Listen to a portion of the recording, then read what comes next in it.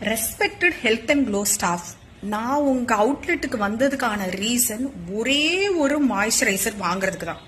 See, my purse can afford only that one bottle of moisturizer, and also I don't believe in applying any of the cream outside. Night care routine, day care routine, இது எதுலயுமே எனக்கு ரொம்ப பெரிய நம்பிக்கை கிடையாது. I always believe in intake.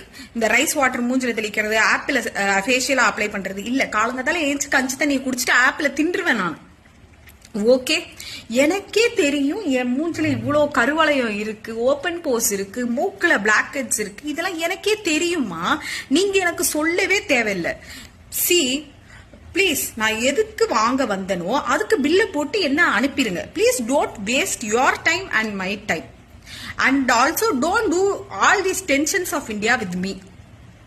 Got it?